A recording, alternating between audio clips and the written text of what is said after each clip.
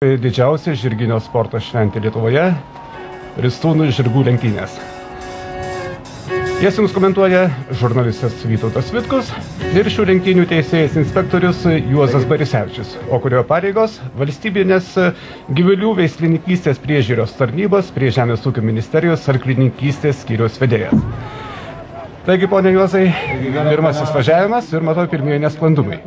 Gal pradžiai ir žiūrovams priminkime lenktynių taisyklės. Už ką, pavyzdžiui, pristabdomas vienas ar kitas dalyvis ar net diskvalifikuojamas. Taigi, labą dieną, gerbimi žirginio sporto mėgėjai. Dar kartą sveikiname visus susirinkusius į tradicinės respublikinės Ristūnų žirgų lenktynės.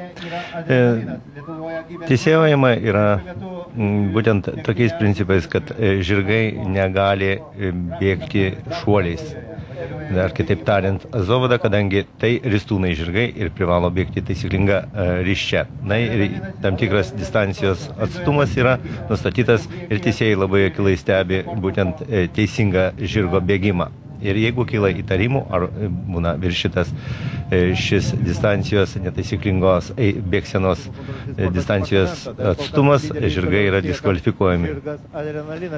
Kaip matome, būtent šiame važiavime, kovoje dėl kūno kultūros ir sporto departamento įsteigto prizo, jau problemų turėjo žirgas Hipnozas, kurį vadovauja Jonas Zakšauskas. Taip, norėtumėm distancijoje pirmauja žirgas Adrenalinas.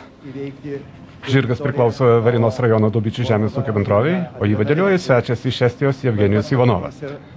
Na, būtent žirgas Adrenalinas šiuo metu ir treniruojamas Talino hipodrome, dėl to ir yra jungtinis duetas, startuoja šiame pirmajame važiavime.